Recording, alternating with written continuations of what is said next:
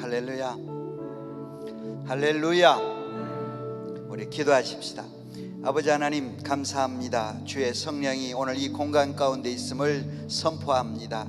하나님의 강력한 주의 영으로 우리 가운데 이 시간도 터치하여 주시옵시고, 우리가 이 시대를 정복하는 진정한 하나님의 리더, 하나님의 용사, 하나님의 군대, 하나님의 사람이 되게 하여 주시옵소서. 하나님 안에서 오늘도 훈련되어지기를 원합니다. 나의 모든 삶의 영역들을 터치당하기를 원하고, 교정하기를 원하고, 바꾸기를 원하고, 하나님의 사람으로 거듭나기를 원합니다. 성령께서 마음껏 나의 삶 가운데 역사하여 주시옵시고, 나의 삶이 온전히 주님 앞에 초점을 맞출 수 있도록 주께서 친히 이 밤에 역사하여 주시옵소서. 이 온라인으로 듣는 모든 성도들 가운데 주의 능력으로 함께하여 주시옵시고, 이 한국 땅을 바꾸는 하나님의 용사들임을 선포합니다. 저들의 교와 저들의 모든 사역과 셀과 저들의 가정과 직장 가운데 주님께서 기름 부어 주시옵소서. 이 시간도 성령님만이 우리의 모든 운행자이시며 터치자이시며 역사하시는 분이심을 고백합니다. 홀로 하나님께서 영광을 받으시옵시고 아버지의 뜻을 행하여 주시옵소서. 예수 그리스도의 이름으로 기도드리옵나이다. 아멘. 할렐루야. 하나님께 영광의 박수를 우리 올립시다. 오늘 여기는 어느 네트예요? 그럼 숫자가 좀 적은 것 같아서 어저께보다. 예. 전국에 계신 여러분, 오늘도 은혜가 넘칠 줄 믿습니다. 어저께 여러분이 제가 너무 늦게까지 했죠. 10시 전에 제가 마치려고 그랬는데 끝나고 보니까 시간이 많이 간 것을 제가 알았습니다. 오늘은 조금 헛소리 안 하고 빨리 끝날까 생각을 해보려고 하고 있습니다. 근데 성령님이 또 헛소리를 놓으시면 이제 어찌할 수는 없지만, 그러나 하나님께서 우리 가운데 은혜로 역사하시는 그 역사를 받을 자세만 갖고 있으면 될 것이라고 생각합니다. 지금 교회에서 모여서 하는 그런 교회들도 있고, 개별적으로 또 셀별로 또 네트별로 하는 교회들도 있는 걸로 제가 이렇게 봅니다. 어쨌든 여러분이 있는 곳에서 성령이 역사하기를 소망합니다. 지금 연결은 735명이 지금 연결되어 있습니다. 여기 연결된 여러분들을 환영합니다. 열방 제작교회 아멘. 예, 드디어 저 눈에 열방 제작교회가 보였습니다. 예, 뉴사운드 교회는 모든 사람들이 다 올리니까 그냥 여기 뉴사운드 이 난인 것 같이 보여져요. 예, 용인 행복한 교회도 보이고, 예, 커넥션 교회도 보이고, 예, 부산 열매교회, 예, 놀라운 교회는 예배당에서 모여서 한다 그런 것 같고요.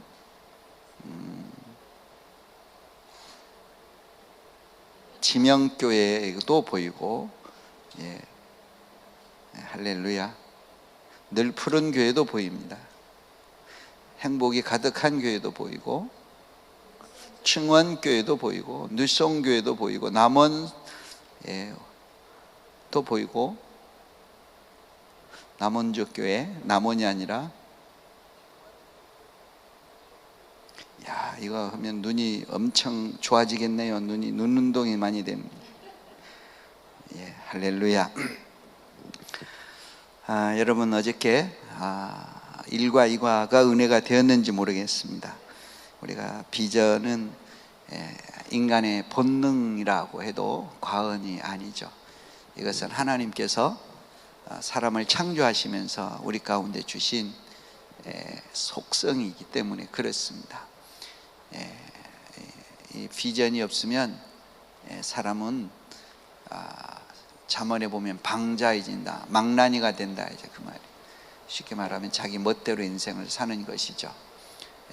계획도 없고 그냥 시간과 환경이 주는 대로 사는, 그것이 아니면 인생을 끝마치고자 하는 이제 그런 태도로 사는 것입니다. 그래서 비전은 우리 가운데 굉장히 중요한, 모든 하나님의 특별한 은혜와 역사를 일으키신 분들은 다 비전의 사람이다, 이것이 공통적이다라고 하는 것이죠. G12 비전은, 이것은 또 하나님의 비전이라는 거예요. 어떤 인간의 어떤 소망이 아니라 하나님의 소망, 하나님의 갖고 있는 이 땅 가운데 이루시고자 하신 그것을 이제 G12 비전이다, 우리가 그렇게 이제 이야기를 했습니다. 그러니까 G12 비전은 세자르 목사님의 비전도 아니고 열방교회 이성박 목사 비전도 아니고 어느 학자의 비전이 아니라 또 교회의 어떤 프로그램이 아니라 하나님의 꿈, 하나님의 그 마스터 플랜을 따라가고자 하는 이제 그 전략이다라고 그렇게 보시면 이제 됩니다. 그래서 굉장히 성경적이고 또 예수님께서 이 땅에 와서 하고자 한 그런 일이었고, 그래서 그 모습 그대로를 따르고자 하는 것이죠. 가끔 인터넷 사이트나 이런 데서 보면, 또 일부 좀 폐쇄적인 교회에서 보면 G12를 무슨 이단처럼 그렇게 생각하는데, 그분들은 G12를 잘 모르셔서, 또 G12에서 하면서 조금 나타나는 그 어떤 신비주의적인 어떤 그런 현상만 그 사람들은 부여잡고 계속 G12를 공격하고자 하는 그런 사람들이죠. 그런 사람들은 전도도 안 하고, 그런 사람들은 어떻게 교회가 이 시대에 살아볼까, 이것은 관심 없어요. 오직 예배만 드려야 된다, 예배만 목숨을 거는 종교심에서 이제 발달된 것이라고 저는 그렇게 생각을 합니다. 그러나 그들도 성경을 자세히 들고 이 G12를 진짜 진지하게 공부하면 많은 부분들이 이제 생각을 바꾸실 것인데, 항상 그 공부할 마음은 없고 그런 부정적인 그 부분적인 것만 붙잡아서 계속 공격하는 그런 분들도 있죠.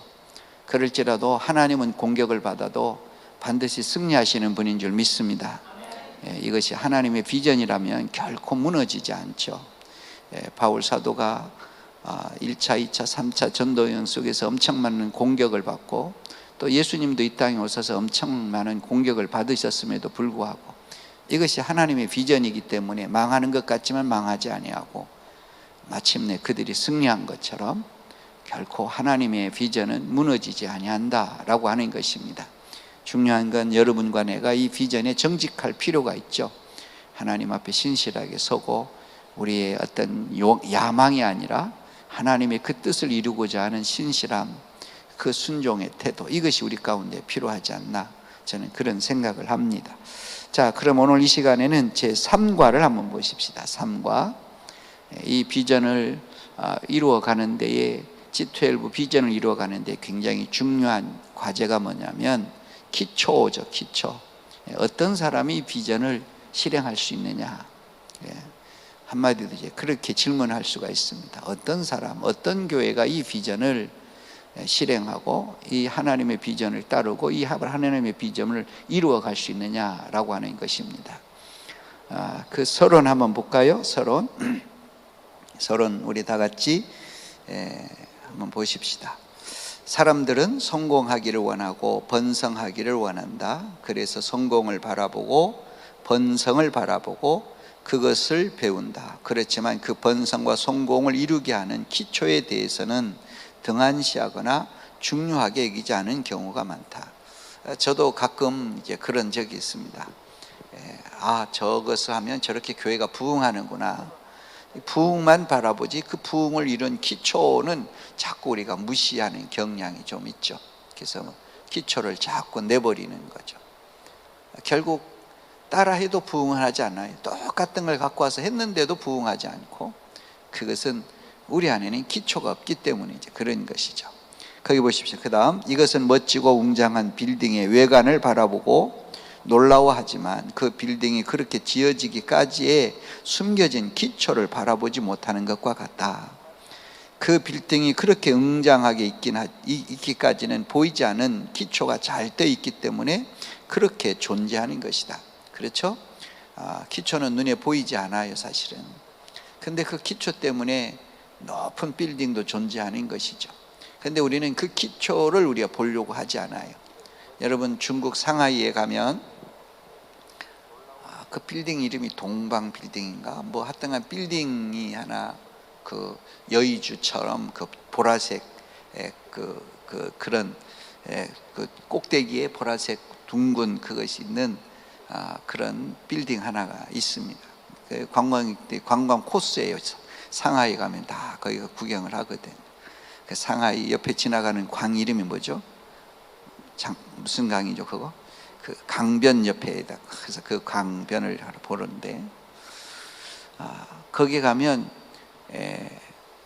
그 빌딩 중앙에 그 구경할 것도 아닌 곳인데 꼭 가서 구경을 해요. 구경하는 이유가 뭐냐면 엄청 큰 쇳덩어리가 그 건물 중앙에 딱 이제 있어요. 중심에 이렇게 해서 이 건물이 바람이 불어도 지진이 나도 무너지지 아니하는 그런 중심의 기초다라는 식으로 그렇게 설명하는 것을 제가 한국 사람이 설명하지 않고 중국 사람이 설명을 해서 제가 잘 알아먹었는지는 모르지만 통역을 제대로 해줬는지 모르지만 제가 그렇게 들었어요. 그렇구나. 어마어마하게 큰 쇳덩어리가 그 쇳덩어리가 이 건물을 아주 견고하게 한다. 이제 그런 이야기를 제가 들었습니다. 거기는 이제 그걸 공개해서 보여주는 거죠. 그것이 구경할 만한 가치 없는 것인데 건물에 설명을 하면서 그것을 설명하는 것을 우리 한국 여행객이면 아마 안 갔을 거예요. 근데 싱가포르 여행사였고 로렌스 콩 목사님 그리고 세자르 목사님 같이 가셨거든요. 거기. 그래서 그걸 보면서 그렇구나 이제 그랬어요. 여러분, G12 비전도 그렇습니다. 이 비전의 결과에는 사람들이 관심이 많다. 그래서 모두가 보고타 MCI처럼 되고 싶어 한다. 그렇지만 이 비전을 성공케 한 기초에는 관심을 더 갖든지 대충 하고 넘어가려고 한다. 그러니까 이 MCI 이 교회가 이렇게 이루어진 모양은 막 배우고 싶은데 여기까지 되기까지의 기초 이거에 대해서는 관심이 없다든지 아니면 대충 흉내만 내고 넘어가려고 하는 경향이 있다는 거예요. 곧 보고타 MCI가 그런 교회가 되기까지 그 속에 숨겨진 기초를 견고하게 세워졌기 때문에 가능했던 것이다. 보고타를 방문하면 할수록 느끼는 것은 우리에게 없는 그것, 바로 그 기초가 저들에게 있다는 것을 한 번 가서는 모르지만 계속 가면 갈수록 우리 안에 없는 그것이 부흥의 요소구나. 그것을 우리가 키워야 되고 그것을 개발해야 되는 이런 것을 느낄 때가 항상 많아요. 그것이 있는 것을 보면 그래서 그런 교회가 일어난 것을 느끼게 한다. G12의 비전의 성공은 바로 이 기초에 있다. 당신이 열심히 했는데도 번성이 없다면 그것은 기초가 없거나 무너져 있기 때문이다. 그러면 그 기초가 무엇인가? 오늘 G12 비전의 기초를 배울 것입니다.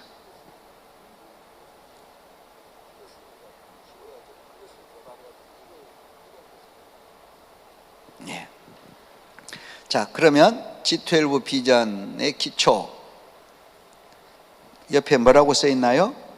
예수 그리스도. 누가 G12 비전을 따를 수 있을까? 누가 이 G12 비전을 성취할 수 있을까? 한마디로 답한다면 보고타식으로 MCI식으로 말을 한다면 십자가의 계시를 받은 사람이어야 된다. 십자가의 계시를 받은 사람이어야 된다. 십자가의 계시가 뭘까요? 십자가의 계시란 말은 예수 그리스도를 개인적으로 만난 사람이어야 된다는 거예요. 역사적으로나 지식적으로 배운 사람이 아니라 인격적으로 예수 그리스도가 나에게 계시되어진 사람이어야 된다는 거예요. 그런 사람이 이 비전을 감당할 수 있다라고 하는 것입니다. 자, 성경 한번 볼까요? 거기 성경 우리 한 목소리로 다 같이 읽겠습니다. 시작. 예수께서 필립보 가이사라 지방에 이르러 제자들에게 물어 이르시되 사람들이 인자를 누구라 하느냐? 이르되 더러는 세례 요한, 더러는 엘리야, 어떤 이는 예레미야나 선지자 중에 하나다. 이르시되 너희는 나를 누구라 하느냐? 시몬 베드로가 대답하여 이르되 주는 그리스도시요 살아계신 하나님의 아들이시니이다. 예수께서 대답하여 이르시되 바요나 시몬아 네가 복이 있도다. 이를 내게 알게 한 이는 혈육이 아니요 하늘에 계신 내 아버지시니라. 또 내가 내게 이르노니 너는 베드로라. 내가 이 반석 위에 내 교회를 세우리니 음부의 권세가 이기지 못하리라. 내가 천국의 열쇠를 내게 주리니 네가 땅에서 무엇이든지 매면 하늘에서도 매일 것이요 네가 땅에서 무엇이든지 풀면 하늘에서도 풀리리라. 아멘. 예수님께서 제자들에게 질문을 하고 있죠. 질문을 하고 있습니다. 그 질문이 뭐냐면 13절에 보면 사람들이 나를 누구라 하느냐. 13절에 사람들이 나를 누구라 하느냐. 제자들의 대답은 어떤 사람은 선지자라 그러고 어떤 사람은 세례 요한이 살아오셨다 그러고 어떤 사람은 예언자 중에 한 사람이다. 이제 이렇게 이야기한다는 이야기를 전하죠.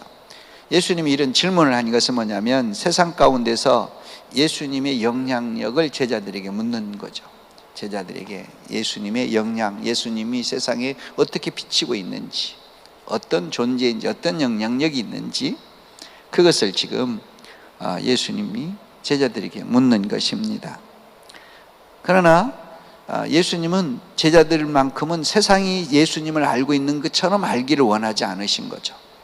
예수님께서 제자들이 자기가 알기는 것은 그들 한 사람 한 사람이 예수님에 대한 계시가 임하기를 원하는 거예요. 개인적 예수님에 대한 분명한 이해가 있기를 원하는 것이죠. 그냥 보편적인 세상 사람들이 아는 예수가 아니라 개인적으로 예수님과의 어떤 관계가 설정되어지기를 이제 원하셨다라고 하는 것입니다. 그래서 15절에 너희는 나를 누구라 하느냐 이렇게 질문을 이제 한 것이죠. 세상이 예수님을 보는 것과 달리 제자들은 그리스도에 대한 계시를 받기를 원하는 거예요. 그러면 너는 나와 너는 누구냐? 이것이 여러분과 내가 이 비전을 할 수 있는 사람이냐 아니냐를 결정하는 것입니다. 우리는 모든 사람들이 다 예수 그리스도의 계시가 이루어져요. 예수님과의 어떤 관계의 인격적 관계가 이루어져야 된다 그 말이에요. 이것이 이루어지지 않는 사람은 결코 이 비전을 이룰 수 없어요. 왜? 이 비전은 어떤 철학도 아니고 어떤 프로그램도 아니고 어떤 목사님의 어떤 이념도 아니라 하나님의 플랜이에요. 하나님의 비전이거든요. 그렇기 때문에 하나님과의 뭔가 관계가 이루어집니다. 예수님께서 분명히 말해요. 나는 길이요 진리요 생명이 나를 통하지 않고는 하나님께 갈 수 없다. 하나님과 연결의 고리는 예수 그리스도라고 예수님 스스로도 말씀을 하셨잖아요. 그러니까 이 예수님이 아니고는 우리는 이 비전을 따를 수가 없어요. 많은 교회 목사님들이 실수가 뭘까요? 그냥 교회 나오고 시간이 되니까 당신 리더하시오. 이 비전에 와서 하세요. 그냥 겉으로는 하는 것 같죠? 그러나 이 관계가 이루어지지 않았기 때문에 결국 그들은 모양은 따라하는 것 같지만 결국 결정적인 순간에는 무너지고 떠나고 좌절하고 포기하는 거예요. 그러나 예수님과의 그래서 십자가의 계시란 이 계시가 그냥 무슨 이상한 단어가 아니고 바로 MCI가 이 십자가의 계시란 용어를 자꾸 사용하는 이유를 우리가 아셔야 되는 것이죠. 그래서 예수님과의 어떤 관계, 이 관계가 잘 형성되어 있어야 된다라고 하는 것입니다. 그런데 중요한 것은 이보다 더 중요한 것이 있어요. 그것은 뭐냐면 어디에서 이것을 고백하느냐라고 하는 거예요. 어디에서 이것을 고백하느냐 하는 거예요. 13절에 보면 빌립보 가이사라 지방에 이르러 그랬죠. 빌립보 가이사라 지방에 이르러 그랬어요. 이 빌립보 가이사라는 갈릴리 북쪽에 헐몬산 바로 그 산줄기에 있는 그런 도시예요. 지금은 폐허로 되어 있지만 그 당시는 그 도시가 굉장히 큰 도시였습니다. 가이사라라는 말은 로마 황제 이름이잖아요. 가이사라는 이름이에요. 그러니까 황제에게 바친 도시, 황제를 위한 도시가 바로 이 가이사라. 그래서 이스라엘 땅 안에는 가이사라라는 이름이 두 군데가 있죠. 우리 한 군데는 해변가, 지중해 해변가에 큰 항구 도시가 있어요. 지금도 그 유적이 지금 남아 있어서 여러분 알고 있는 배너, 옛날 배너라는 영화, 지금 새로 만든 배너 말고 옛날 배너라는 영화의 그 마차 경기 하는 그 장소가 바로 그 이스라엘 그 가이사라에 가보면 그 경기장에서 거기에서 그것이 촬영된 것이라고 제가 이야기 들었어요. 어마어마한 마차 경기장도 있고, 이제 그렇죠. 굉장한 도시였습니다. 그러니까 로마 황제 이름을 붙일 정도면 그 도시가 굉장히 웅장하고 굉장히 화려하고 굉장히 컸다는 얘기입니다. 로마 황제 이름을 함부로 붙일 수가 없어요. 로마 황제 이름에 걸맞은 그런 도시에야만 이 이름을 붙이게끔 했기 때문에 그렇습니다. 그러니까 굉장히 화려한 도시, 세상 한복판, 오늘날 같으면 서울 명동 한복판에서 여러분이 추구하는 것이 뭘까요? 여러분이 돈을, 빌딩을, 그런 화려한 그런 스타가 되고 학자가 되고 그런 아주 중요한 여러분들의 마음을 뺏고 있는 바로 그 중심에서 예수님이 지금 질문하는 거예요. 이 세상 속에서 바로 너의 마음을 뺏고 있는 이 중심 속에서 나는 누구냐? 이런 이 질문이에요. 너가 그렇게 목숨을 걸고 애쓰고 인생을 바치고 있는 그 중심에서 나는 누구냐? 이 질문을 지금 예수님이 하고 있는 것이라는 거죠. 이 질문에 내가 예수는 주요 그리스도시요 살아계신 하나님의 아들임, 이 고백이 이루어질 때에 그 사람에게서는 이 비전이 폭발할 수밖에 없다는 얘기예요. 하나님께서 모든 것을 베드로에게 부어주었던 것처럼 천국의 열쇠도 너가 여기서 땅에서 기도하면 하늘에서도 풀고 묶이고 이 모든 것을 주시겠다고 할 정도면 어마어마한 거잖아요.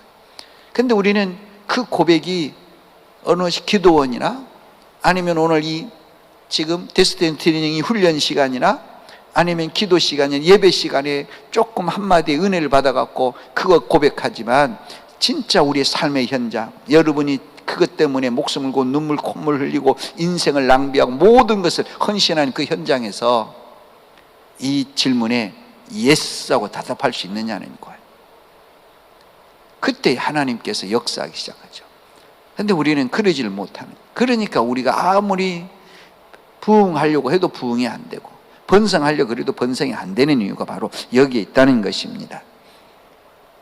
삶의 한 중간에서, 여러분이 인생 중심에서 주는 그리스도의 살아계신 하나님이다, 이렇게 말할 수 있느냐는 것입니다. 18절에 보면 또 내가 내게 이르노니 너는 베드로라 그랬어요. 이 고백이 딱 이루어지는 순간 베드로의 운명이 이제 변하는 거죠. 베드로는 본래 시몬이잖아요. 시몬이라는 이름은 흔들리다, 갈대와 같다, 이제 이래 들쑥날쑥하는 믿을 수 없는 그런 성품의 그런 연약한 이름입니다, 인격적으로. 그러나 베드로라는 말은 반석이다라는 얘기잖아요. 예수님은 분명히 시몬을 정확하게 봤어요.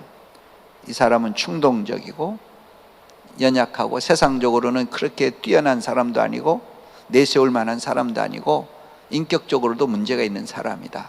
예수님은 정확하게 이 사람을 보아요. 그러나 이 사람이 나와 인격적 관계, 이 관계, 커넥션이 이루어지는 순간 이 사람은 반석과 같은 사람이라는 거예요. 선언한 것, 너는 이제 반석과 같은 사람이 될 것이다. 너를 통해서 하나님의 강력한 역사를 이룰 것이다. 비록 인간적인 결함이 있지만 그러나 그 결함이 문제가 아니라는 거예요. 나는 이 놀라운 하나님의 음성이 오늘 이 데스티닝 받는 모든 사람들 가운데 들려지기를 소망합니다. 그러기 위해서는 여러분이 결단이 필요하다는 거예요. 여러분이 대충 이 과정을 지내겠다? 아니면 여러분이 그냥 모양만 따르겠다는 사람에게는 이 말을, 하나님께서 이 말씀을 주시지 않죠. 그 사람은 여러분이 노력을 해서 여러분의 운명을 개척해야 되는 거예요. 그러나 베드로는 안 그래요. 이 고백이 되어진 사람을 통하여 하나님이 비전의 역사를 이루는 것입니다. 그래서 18절에 내가 이 반석 위에 내 교회를 세우겠다 그랬어요. 비전에 헌신된 사람, 바로 이 삶 중심 속에서 예수 그리스도를 고백한 그것이 반석인 거예요. 바로 그 위에 내가 하나님의 교회를 세우겠다는 것입니다. 그래서 베드로 전서 2장 5절, 베드로가 훗날 쓴 편지에 보십시오. 너희도 산돌같이 신령한 집으로 세워지고 예수 그리스도로 말미암아 하나님이 기쁘게 받으실 신령한 제사를 드릴 거룩한 제사장이 될지니라 그랬습니다. 산돌같이, 예수님을 가리키는 거죠. 그렇지. 여러분 위에, 이 편지 받는 사람들 위에 하나님의 집이 세워지기를 원한다는 거예요. 베드로 자기처럼 모든 사람들이 되어지기를 원한다, 좀 그런 이야기인 것이죠. 이것이 우리가 진정한 예배요, 진정한 하나님께 섬기는 제사장이요, 이것이 우리가 찬양하고 모양을 갖춰서 예배, 이것이 예배가 아니라 이것이 신령한 예배라는 거예요. 하나님의 비전을 따르고 그 비전을 위해서 내가 희생하고 대가를 지불하고 우리가 삶의 한가운데서 예수 그리스도를 고백하는 것이 신령한 예배다, 신령한 제사장이다, 그 얘기를 지금 하고 있는 것입니다. 그리고 18절에 계속 보면 음부의 권세가 이기지 못하리라 그랬어요. 비전의 사람들이 세운 교회는 세상을 정복할 것이다 라고 하는 것입니다. 왜 우리가 비전의 교회라고 말하면서 세상을 정복하지 못합니까? 그것은 이 앞부분에 제가 지금까지 얘기한 부분이 설정이 안 돼 있기 때문에 그래요. 그냥 여러분은 건물의 외관만 따고 오는 거예요. 외적인 모습만 갖고 와서 하려고 그러니까 안 되는 거예요. 이 앞에 이 기초, 가장 기초가 주님과 여러분과의 이 고백 관계가 정확하게 이루어져야 된다는 거예요. 그때에 하나님께서 우리를 통하여 정복의 역사를 이루어 가시는 것입니다. 그뿐만 아니에요. 내가 천국의 열쇠를 내게 주리니 그랬어요. 비전 헌신된 제자들에게 영혼 구원의 열쇠를 주겠다는 거예요. 내가 왜 전도에도 열매를 맺을 수 없을까? 내가 왜 사람들에게 전도가 잘 안 되냐? 이것이 제대로 안 되니까 천국 열쇠를 우리에게 맡겨주지 아니하는 거예요. 또 19절에 네가 땅에서 무엇이든 매면 하늘에서도 매일 것이고 네가 땅에서 무엇이 풀면 하늘에서도 풀리리라 그랬어요. 쉽게 말하면 이 비전에 헌신된 사람들에게 영적 권위를 부여주겠다는, 강력한 영적 권위를 주겠다는 거예요. 그래서 우리가 선포하면 귀신이 떠나가고 우리가 기도하면 병이 낫고 우리가 하면 땅이 흔들리는 역사를 주시겠다는 거예요. 사실 사도들 보십시오. 예수님의 제자들 보십시오. 사도 바울을 보세요. 그가 말하고 그가 행하면 하나님의 역사가 그 자리에서 드러났잖아요. 그것은 뭘까요? 먼저 바로 이 고백이 이루어졌기 때문에 16절 말씀이 그래서 중요한 거예요. 이 관계가 이루어졌기 때문에 하나님께서 역사하셨다는 것입니다. 나는 이 비전을 이루기를 원하는 모든 교회, 그리고 모든 교회 오늘 이 참여하는 리더 여러분, 진정으로 MCI 같은 교회에 하나님께서 그런 교회를 여러분 갖기를 원하고 그런 셀을 여러분 누리기를 원하고 그런 능력을 받기를 원한다고 한다면 나는 이 관계를 정확하게 세워지는 여러분과 저가 되기를 소망합니다. 이것이 돼요. 이 말에 여러분 동의하는 사람은 십자가의 계시를 받자라고 문자를 다 올리세요. 빨리빨리 올리세요. 아멘 말고 십자가의 계시를 받자. 예. 이것이 이루어져야 비전이 시작된다. 이런 사람들에게 하나님 꿈도 주시고 많은 전략도 주시고 하나님의 모든 것들을 부어주시기 시작하는 것입니다.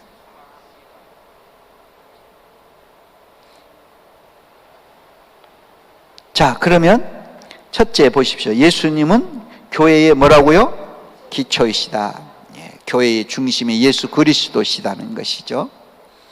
교회의 프로그램도 중심이 아니고 예배도 중심이 아니고, 기도도 중심이 아니고, 친교도 중심이 아니고, 성경 공부도 중심이 아니고, 여러분이 구제 사역도 중심이 아니에요. 사람도 중심이 아니고 오직 예수 그리스도가 중심이다라는 거예요. 거기 에베소서 2장 20절 말씀 보면, 너희는 사도들과 선지자들이 터 위에 세우심을 입은 자라 그리스도 예수께서 친히 모퉁이 돌이 되셨느니라 그랬어요. 여기 보면 사도들과 선지자들의 터 위, 사도들은 여러분 잘 아시죠? 사도들은 쉽게 말하면 우리를 위해서 이 복음의 12 제자들을 향하는 이야기죠. 선지자들은 여러분 구약 성경에 말하는 그 하나님의 말씀을 맡은 자들이 선지자들이잖아요. 그러니까 교회는 하나님의 말씀과 바로 이 사도들의 그 예수님께서 이 앞에서 이 고백되어진 이 비전을 사도들에게 전수해 준 거거든요. 이 사람들에 의해 세워진 것이 이 교회의 중심이라는 거예요. 그들이 세우심을 입은 자라. 그래서 그리스도 예수께서 친히, 그 위에 예수님께서 친히, 모퉁이 돌이라는 말은 머릿돌이라는 뜻이에요. 머릿돌. 우리 성경에는 모퉁이 돌이라고 그렇게 번역했지만, 여러분 다른 성경을 보면 머릿돌은 뭡니까? 그것은 중심이 되는 것이다 라는 거예요. 중심이 되는 것이다. 그러니까 예수님이 교회의 중심이요, 기초인 거예요. 그러므로 우리는 교회에서 예수님을 닮아가야 되고, 예수님께 우리의 초점이, 우리의 모든 것이 예수님께 초점을 맞춰야 되는 것입니다. 두 번째 보십시오. 두 번째는 G12 비전은 예수님이 그리스도임을 아는 것에서부터 시작된다. 이것이 바로 계시, 십자가의 계시.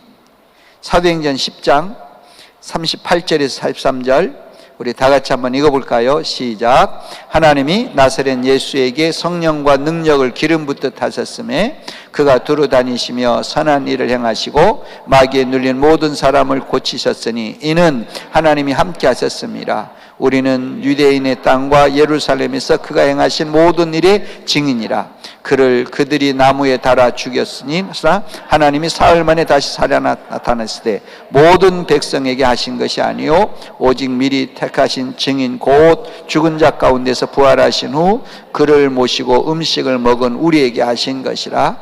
우리에게 명하사 백성에게 전도하되 하나님이 살아있는 자와 죽은 자의 재판장으로 정하신 자가 곧 이 사람인 것을 증언하게 하셨고 그에 대하여 모든 선지자도 증언하되 그를 믿는 자들이 다 그의 이름을 힘입어 죄사함을 받는다 하였느니라.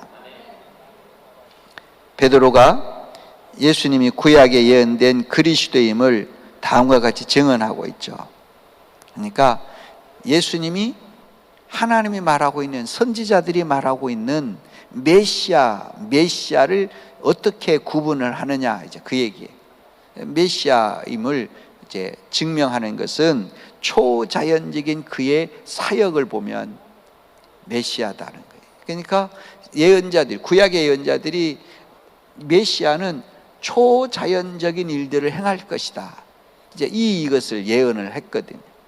그러니까 이 예수님은 그리스도시다라고 하는 것은. 그래서 38절 말씀 보면 하나님이 나사렛 예수에게 성령과 능력을 기름 붓듯 하셨음에 그가 두루 다니시며 선한 일을 행하시고 마귀에 눌린 모든 사람을 고치셨으니 이는 하나님이 함께 하셨습니다. 그러니까 이 분은 메시아다, 그 말이에요. 하나님의 영이 부어졌고 그 영이 기름 부으심으로 인해서 그 많은 우리가 상상할 수 없는 그런 기적과 표적과 그 능력을 드러내셨다는 것. 이것을 보면 이분은 메시아다. 지금 메시아의, 그러니까 세례 요한도 마찬가지예요. 세례 요한도 메시아를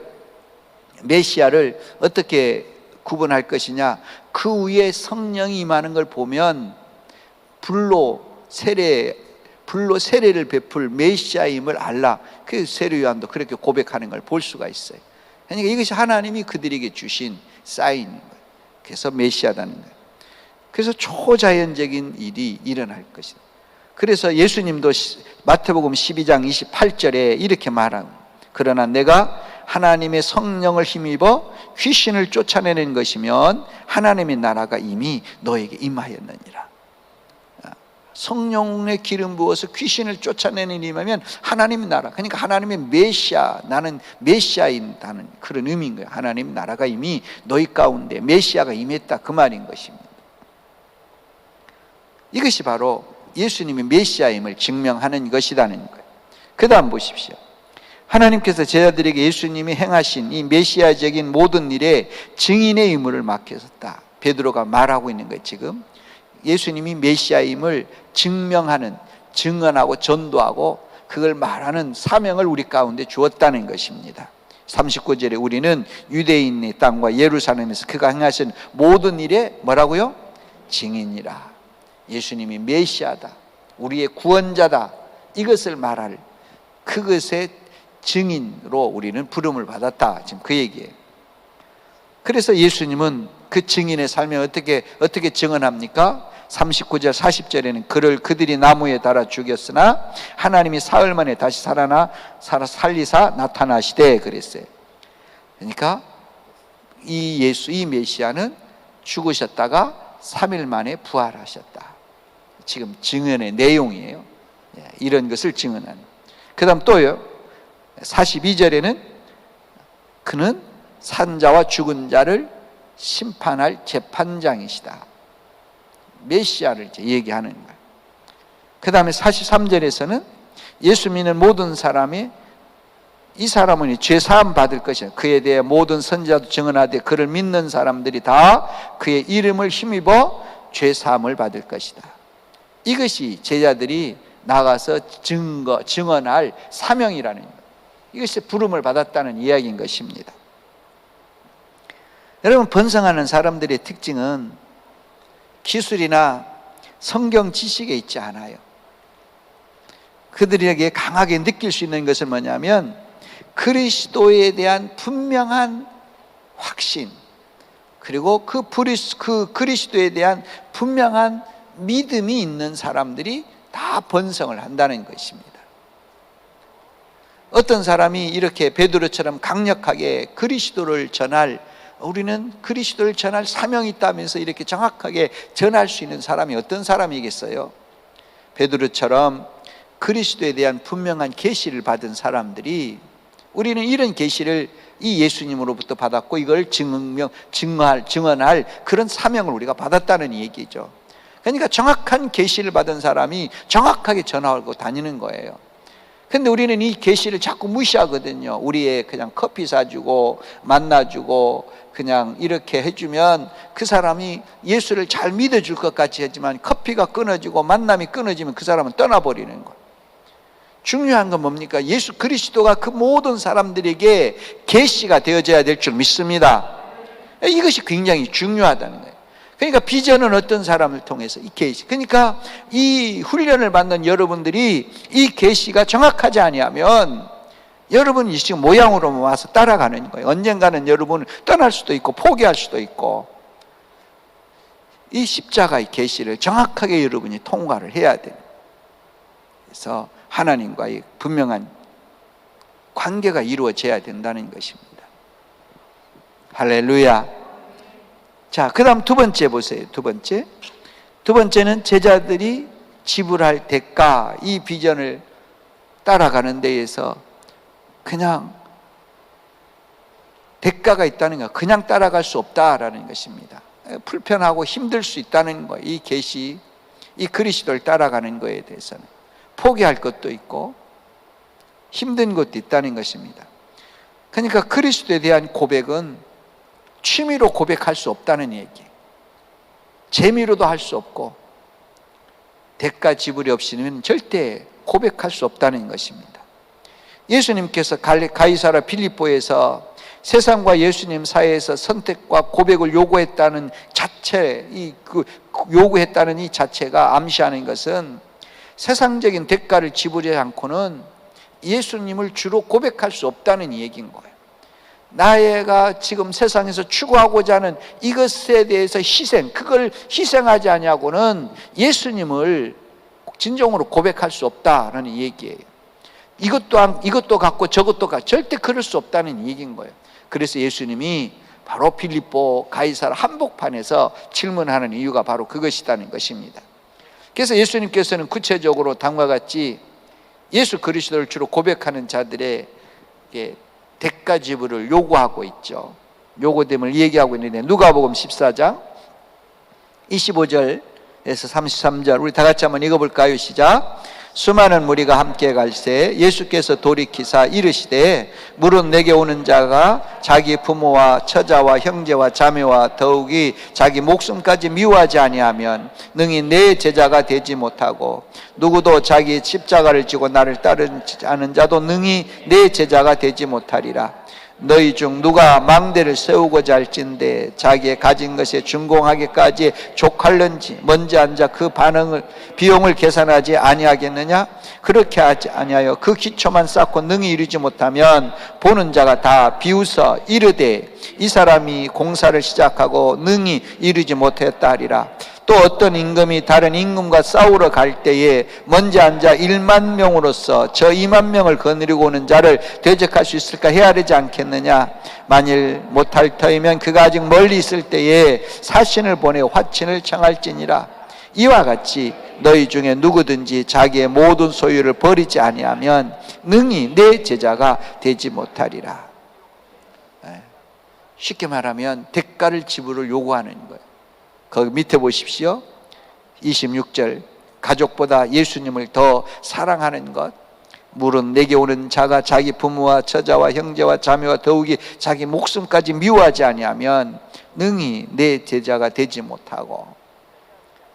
그러니까 1순위가 사실은 나의 아내요, 나의 자녀요, 나의 부모요, 나의 가족이지만 예수님은 그것마저도 포기할 수 있는 마음이 태소가 있는, 예수님은 결코 여러분의 가정을 깨시는 분은 아니에요. 그러나 여러분의 태도가, 여러분의 가정의 중심이 예수 그리스도냐는 거예요. 그 다음 27절에 누구든지 자기 십자가를 지고 나를 따르지 않은 자도 능히 내 제자가 되지 못하리라 그랬어요. 십자가를 지고, 자기의 십자가를 지고 대가를 지불하는, 이 십자가를 지고 가는 예수를 믿는 데에 대가가 항상 따르다는 거예요. 시간과 여러분이 어떠한 하고자 하는 일들, 많은 것들을 포기해야 이 예수 그리스도를 주로 고백할 수가 있어요. 이것을 지지 않고 포기하기 싫어요. 나는 이건 절대 놓을 수 없어요. 그러면 절대 예수 그리스도 주님의 십자가의 계시를 받을 수가 없는 것이죠. 그 다음 28절에 땅끝까지 복음 전도의 사명을 감당할 것을 계산하라는 것, 시각화하라는 계산. 내가 증인으로 부름을 베드로가 증인을 받았다고 고백하는 것처럼, 그 다음에 시작한 일을 끝내는 것. 그 기초만 쌓고 그냥 내버리는 것이 아니라 그 끝까지 이것을 이룰 수 있는 이런 사람이 돼야 된다는 것입니다. 그 다음에 가진 것을 전부 포기하는 것. 자기의 모든 소유를 버리지 아니하면 능히 내 제자가 되지 못하리라. 33절에 이야기한 것처럼 예수 그리스도를 위해서 포기할 수도 있어야 된다는 거예요. 이 포기가 못해서 떠나는 사람들이 많죠. 이런 대가 지불이 필요하다라는 것입니다. 오늘 이 강의를 받는 모든 분들이 진정한 이 시대에 하나님의 용사이기를 소망합니다. 용사, 군사를 보십시오. 군인은 자기 마음대로 결혼할 수도 없고, 군인은 자기를 위해서 살 수도 없어요. 군인은 자기를 위해서 먹지 않아요. 나라를 위해서 먹고, 그죠? 많은 것을 제한을 받습니다. 여러분, 군사라는 단어를, 나는 하나님의 용사라, 자꾸 그 말을 여러분 쉽게 사용하는데, 무슨 노래 잘 불렀다고, 뭐 주먹을 불끈 쥐고 찬양했다고 용사가 아니에요. 용사라는 단어를 쓰려 그러면 우리는 군대 생활을 생각해야 돼. 많은 것이 제한을 받아야 돼. 여러분의 이루고자 하는 것 멈춰야 돼. 여러분의 학업도 멈춰야 되고, 여러분이 돈 버는 것도 멈춰야 되고, 여러분이 즐기는 것도 멈춰야 되고 많은 대가를 지불해야 용사는, 자기를 위해서 사는 것이 용사가 아니에요. 그 용사, 부름을 받은 그 나라를 위해서 사는 것이 용사죠. 먹는 것도 잠자는 것도 다 나라를 위해서 하는, 이것이 용사인 거예요. 대가를 지불하지 아니하고는 우리가 용사가 될 수 없다, 그 말입니다. 나는 하나님의 진정한 용사, 우리 이 땅에 많은 교회가 하나님의 용사가 되기를 원했으면 좋겠다. 아니에요. 여러분 도시에 딱 12명만 진정한 용사가 있다면 여러분 도시는 뒤집어질 줄 믿습니다. 우리 마찬가지. 그러니까 이 12를 우리가 용사, 바로 그 사람이 여러분이기를 소망합니다. 세 번째 보십시오. 제자들은 어떻게 예수님의 교회에 참여했느냐, 어떻게 이 비전에, 이 집12 비전에 참여했느냐는 거예요. 고난과 역경 속에서도 제자들은 대가 지불하면서 이 예수님이 세우신 이 교회에 참여했죠. 그래서 그들은 승리와 정복의 역사를 이끌어 갔습니다. 어떻게 그들은 이 일을 했느냐는 거예요. 첫째, 적극적인 그리스도의 증인으로 그들은 살아갔다. 적극적인 그리스도의 증인으로 이 비전에 참여를 했습니다. 곧 그리스도를 고백하는 것은 그리스도를 사람에게 드러내는 것을 말하는 거예요.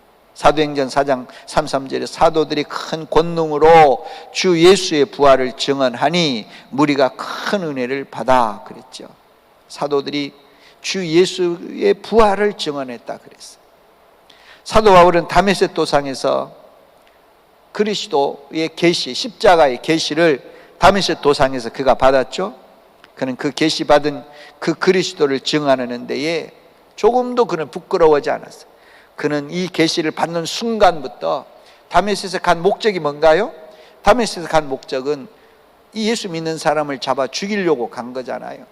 근데 그때 이 예수님을 만난 이 사도 바울은 그 다메섹에 자기가 예수를 믿는 사람들을 잡으러 간 그 다메섹에서 오히려 예수 그리스도를 증거하는 자로 돌변하는 걸 우리가 볼 수 있어요. 이것이 바로 이 계시를 받은 사람의 태도라는 거예요. 내가 예수 그리스도의 계시를 받았음에도 불구하고 가만히 있다면 그건 믿을 수가 없어요. 과연 받았을까? 라고 하는 거예요. 구원의 확신, 구원의 은혜, 하나님의 사랑, 죄사함의 기쁨, 죄사함의 그 놀라운 비밀들, 그 죄로 말미암아 내 인생 가운데 묻고 내 인생을 옥죄고 있는 그 저주들을 깨뜨리는 그 자유함, 이 모든 걸 누리는 사람이 여러분 입 다물 수 있겠냐 그 말이에요. 이런 사람은 말하지 아니할 수 없어요. 그래서 예수 믿는 사람이 말이 많다는 이유가 너무너무 감격하니까. 세상 사람도 그런 감격을 누려보세요. 항상 떠들어대는 거예요. 어디 가서 부동산 내가 돈 몇백만 원의 땅을 샀는데 몇 억이 됐다고 생각해보세요. 이 사람 가만히 있겠어요? 그냥 말하고 싶어서 입이 그냥 어쩔 수 없잖아요. 그보다 더 강력한 것이 구원의 이 십자가의 계시, 이 그리스도의 계시다는 거예요. 그러니까 사도 바울이 이걸 말하지 아니할 수 없어요. 그래서 그런 핍박과 어려움과 그런 고통 속에서도, 그래서 그는 조금도 부끄러워져. 사도행전 26장에 보십시오. 다 같이 한번 읽어볼까요? 시작. 아그리빠 왕이여, 그러므로 하늘에서 보이신 것을 내가 거스리지 아니하고 먼저 다메섹과 예루살렘에 있는 사람과 유대 온 땅과 이방인에게까지 회개하고 하나님께 돌아와서 회개하 합당한 일을 하라 전함으로. 그러니까 바울 사도가 베스도와 아그리빠 왕 앞에서 자기의 간증을 하는 것, 나는 왜 사는 이유, 왜 이렇게 복음을 이렇게 전했다는 거예요. 그러니까 베스도 총독은 뭐라 그럽니까? 바울들은 너는 미쳤다 이렇게 말을 하는 거예요. 아그리빠 왕은 바울들어 넌 적은 말로 나로 하여금 예수 믿게 하려고 그러느냐 이렇게까지 말을 했잖아요. 이때 바울이 이렇게 말합니다. 26장 25절 보십시오. 바울이 이르되, 다 같이 시작. 베스도고 각하여 내가 미친 것이 아니요 참되고 온전 말을 하나이다. 26장 29절에는 시작. 바울이 이르되 말이 적으나 많으나 당신뿐 아니라 오늘 내 말을 듣는 모든 사람도 다 이렇게 결박된 것 외에는 나와 같이 되기를 하나님께 원하나이다. 당당한 거죠. 난 미친 사람 아니라. 그리고 아그리빠 왕에게는 적은 말이든 만말이든 말인데 어떤 끝한 간에 내가 이렇게 포박된 것 외에 모든 이 세상 사람들이 나 같은 사람 되기를 원한다는 거예요. 이것이 비전인 것입니다. 비전은 뭡니까? 나의 열둘이 나 같은 사람이 되는 거예요. 이것이 비전인 것이다. 당당하게 사도 바울은 그렇게 해서 사도 바울은 뭐랍니까? 디모데에게도 고린도 교회도 너희는 나를 내가 예수 그리스도를 본받은 것처럼 너희는 나를 본받은 자가 되라. 그렇게 말할 정도로 이렇게 사도 바울이 당당하게 예수 그리스도를 증거할 수 있었던 것은 복음을 전할 의무가 자기 자신에게 있기 때문에 그렇게 생각했기 때문이에요. 그리고 두 번째는 복음을 그는 부끄러워하지 않고 복음은 자랑이요 능력이요 믿는 자에게 힘이요 영광이요 그것이 최고의 인생의 목표라고 생각했기 때문에 그랬습니다. 이런 사람이 이 비전을 따라갈 수 있다는 것입니다. 할렐루야. 나는 이런 축복이 여러분과 저 있기를 소망합니다. 그래서 우리 모두는 복음을 전할 이것이 부담스러워하면 안 돼요. 이것을 그냥 마지못해서 해도 안 돼요. 십자가의 계시를 받은 사람은 자연적으로 이것은 일어날 수밖에 없는 일이다 그 말이에요. 두 번째, 그들은 어떻게 이 비전에 참여했나요? 양떼를 어떻게 함으로? 양떼를 사랑함으로. 하나님이 나에게 보내준 그 양떼 피로 사신 그 생명들을 귀하게 여기고 그들을 위해서 희생함으로. 예수님께서 실패하고 그래서 갈릴리로 도망간 베드로를 갈릴리 바다로 찾아가서 그 베드로를 만났죠. 그 베드로를 만나면서 베드로에게 말하죠. 우리가 잘 아는 그 성경 요한복음 21장 그 말씀은 네가 나를 사랑하느냐 이렇게 말하지만 사실 이 말씀 내용에는 이거죠. 너가 실패하고 이렇게 도망쳤지만 앞으로 너가 실패하지 않기를 원하느냐 그 말이에요. 너가 나를 사랑하는 거에 대해서 너 그 마음 변치 않고 그것이 이렇게 다시 똑같은 이런 일이 반복되지 않기를 원하느냐 그 말이에요. 그래서 그 비밀을 가르쳐줘요. 그 비밀이 뭡니까? 한마디로 결론적으로 말하면 양떼를 돌보라는 거예요. 내 양을 먹이고 내 양을 돌보라. 그러니까 여러분, 리더 되신 여러분,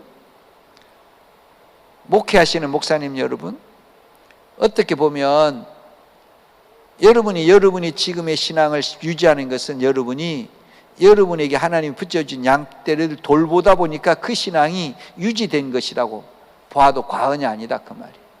여러분에게 생명이 없고 목사님들에게 생명이 없다면 여러분은 평신도보다도 더 못한, 아마 주일날 예배도 안 드리고 그냥 그럭저럭 노는 사람이 되었을지도 몰라요. 근데 내가 설교할 수 있고 내가 돌볼 수 있고 내가 신방할 수 있고 내가 그 사람들을 위해서 기도할 수 있고 그것이 나를 지키고 있다는 걸 잊지 마세요. 예수님께서 베드로에게 말하고 있는 것입니다. 그래서 그걸 돌보라는, 그거 한번 요한복음 21장 다 같이 한번 읽어볼까요?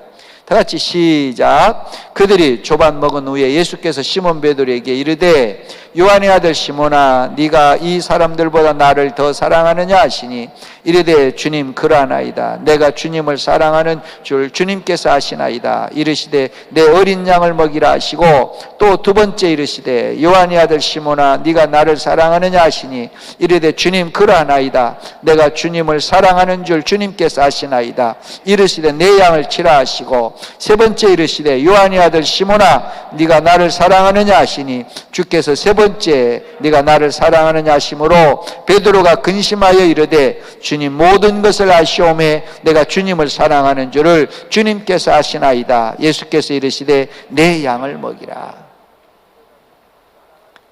주님을 사랑한 것만큼 양떼를 돌보라는 것. 그러면 너는 결코 실패하지 아니할 것이다. 다시 예수님을 부인하는 그런 자리까지 가지 아니할 것이다. 바울은 다음과 같이 양떼를 사랑했어요.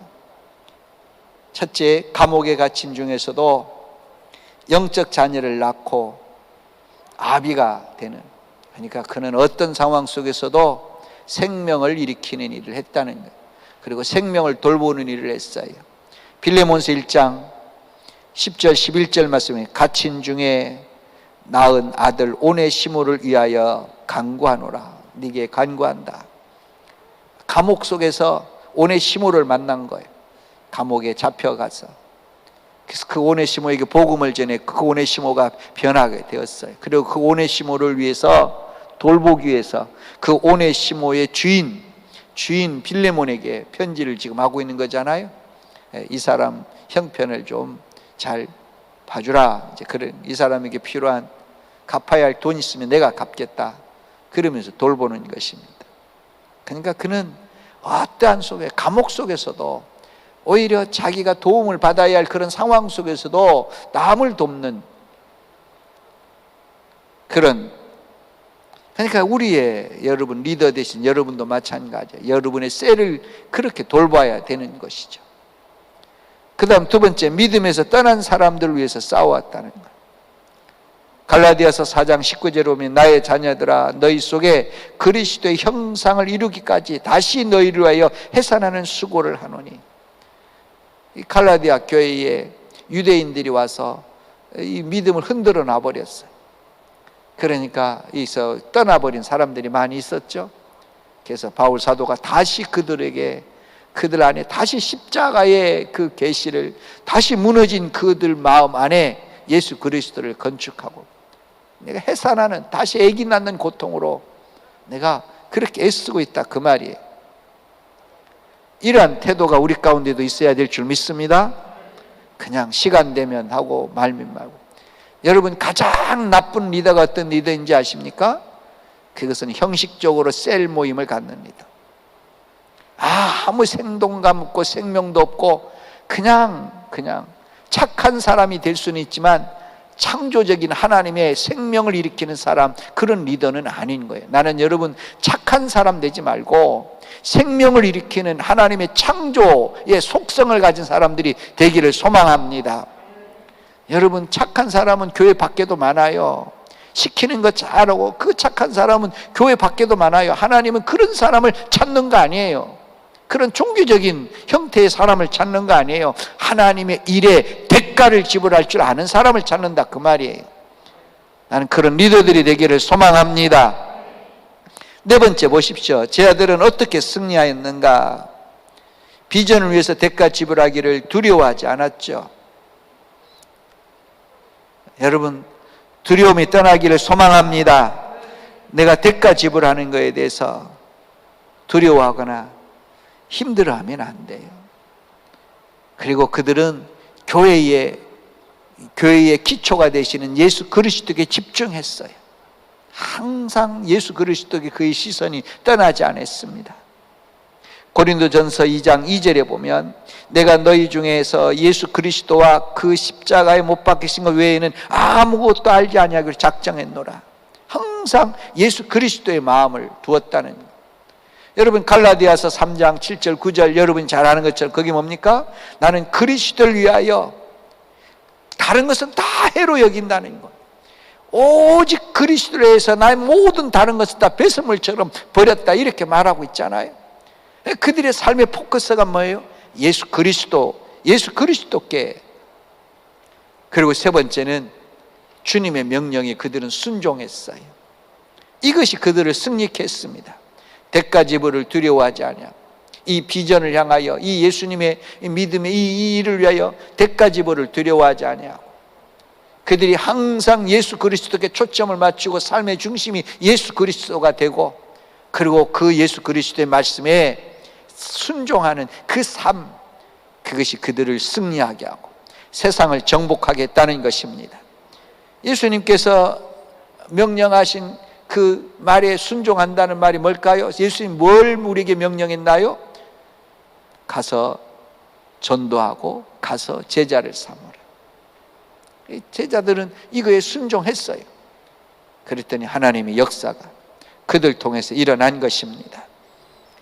다섯 번째, 열매 맺지 못함에 대한 경고를 배우라 그랬어요. 열매가 없으면 뭐가 찾아온다? 부끄러움이 찾아오는 거예요. 그렇죠? 우리가 열매가 없으면 여러분이 말하는 거에 대해서 누가 들어주지도 않아요. 이사야서 23장 4절 다 같이 한번 읽어볼까요? 시작. 시돈이여 너는 부끄러워할지어다. 대저 바다 곧 바다의 요새가 말하기를 나는 산고를 겪지 못하였으며 출산하지 못하였으며 청년들을 양육하지도 못하였으며 처녀들을 생육하지도 못하였다 하였습니다. 이 시돈이라는 곳이 굉장히 부유한, 무역으로 부유한 지역이었습니다. 이스라엘 안에 들어온 것 같기도 하고 아닌 것 같기도 한 것이 시돈이에요. 그러니까 이스라엘 땅인 것 같기도 하고 아닌 것 같기도 한 것이 시돈이라 그 말이에요. 하나님을 믿는 것 같기도 하고 안 믿는 것 같기도 한 것이 시돈이에요. 시돈. 그래서 그들은 뭔가를 일으키지를 못했어요. 유업으로 남기지도 못했어요. 부끄러워하라는 거예요. 그걸 부끄러워하라. 시돈은 돈만 쫓아다니는, 무역에만 관심 갖는. 그 다음에 열매 맺지 못하는 무화과 나무의 예를 배우라 그랬어요. 하나님께서 어떻게 했습니까? 거기 한번 보세요. 마태복음 21장 다 같이 읽을까요? 시작. 이른 아침에 성으로 들어오실 때에 시장하신지라 길가에서 한 무화과 나무를 보시고 그리로 가사 잎사귀 밖에 아무것도 찾지 못하시고 나무에게 이르시되 이제부터 영원토록 네가 열매를 맺지 못하리라 하시니 무화과 나무가 곧 마른지라. 하나님은 지금도 배고파하세요. 무엇으로? 많은 영혼이 교회에 들어오기를 소망하는 줄 믿습니다. 그래서 여러분을 바라볼 때에 열매가 있을까? 열매가 맺혔을까? 주님은 오늘도 아침도 내일 아침도 여러분 곁을 지나면서 자꾸 여러분을 바라보신다 그 말이에요. 나는 여러분이 승리하는 그런 리더들이 되기를 소망합니다. 하나님의 놀라운 능력 안에 세워지는 리더이기를 소망합니다. 결론 보십시다. 우리의 번성은 예수 그리스도에게서 온다. 그러므로 우리의 초점도 메시지도 관심도 중심도 예수 그리스도가 되어야 한다. 우리의 모든 전략과 방법과 목적 앞에서 가장 먼저는 당신의 삶의 중심이 예수 그리스도께로 옮겨져 있어야 한다. 곧 그리스도의 계시를 받아야 한다. 그리고 그 계시를 고백하고 드러내고 증거하는 삶에 당신의 모든 중심이 이동되어야 된다. 계시를 고백하고 드러내고 증거하고 중요하죠. 계시를 받았다면 이것이 따라와야 되는 거죠. 예수님께서는 교회와 번성과 전략의 모든 것을 보여주셨다. 그러므로 우리는 그 어떤 것을 더하거나 바꿀 필요가 없다. 예수님을 따라가기만 하면 된다. 예수님께서 바로 그 계시된 그리스도의 삶을 온전히 사셨고 보여주셨기 때문이다. 그러니까 여러분 꼭 기억하십시오. 성경 공부 열심히 해야 된다. 예수님은 저희들에게 성경 공부 가르친 예가 별로 없어요. 물론 이스라엘 백성들은 성경에 대한 지식이 기본적으로 갖고 있었기 때문에 그렇게 했지만, 그러나 원어를 찾아가면서 심오하게 그것이 아니에요. 예수님이 저희들에게 요구한 것은 복음을 증거하고 너 안에 예수 그리스도 계시된 그 예수 그리스도를 드러내는 거예요. 그래서 베드로가 사도행전에 아까 고백했잖아요. 예수님이 부활하심, 죽었다가 살아나심, 예수님이 마지막 심판자가 될 것임, 예수님이 행하신 그 놀라운 초자인 역사, 이걸 자기들은 전할 의무가 있다라고 고백하는 것처럼 예수님이 우리에게 모든 걸 가르쳐 줬어요. 그러니까 우리는 다른 거 할 것도 예수님이 시키는 것만 하면 된다 그 말이에요. 예수님이 우리에게 시킨 것이 뭡니까? 가서 만민에게 복음을 전하고 제자를 삼으라는 얘기잖아요. 이것이 여러분과 저에게 있기를 소망합니다. 여기 더 할 것도 없어요. 이런 교회는 다 승리, MCI는 이것으로 승리한 교회잖아요. 우리에게 이것이 필요하다는 것입니다. 출애굽 때에 하나님께서 모세에게 성막에 대한 디자인을 주셨다. 그리고 그 본을 따라 짓되 그 어떤 것도 더하거나 제하지 말라고 하셨다. 그렇죠? 예수님도 우리에게 그 교회를 주셨다. G12는 바로 그 예수님의 원리와 방법대로 이 시대를 살아가고자 하는 것이다. 예수님의 교회는 시대가 변한다고 변하는 것이 아니다. 그러니까 우리는 다른 교회는 이렇게 하니까 그걸 따르는 것이 아니에요. 우리는 예수님께서 요구한 것을 따르는 거예요. 이것이 우리에게 필요하다라고 하는 것입니다. 이 축복이 여러분과 저희 있기를 소망합니다. 할렐루야. 여러분, 제가 여기까지만 하니까 공부가 여기서 끝나는구나, 많은 분들이 그렇게 생각하는 것 같아요. 적용 아주 중요한 거예요. 여러분의 삶에 한번 점검해 봐야 될 문제들을 제시하고 있어요. 그리고 내일 금요일 날, 목요일 날 오실 때는 꼭 여러분 6과 7과를 읽고 와야, 5과 6과를 읽고 와야 돼. 그래야 저하고 호흡이 되어지는 것이죠. 할렐루야. 시간 9시 1분입니다. 20분까지 쉬겠습니다.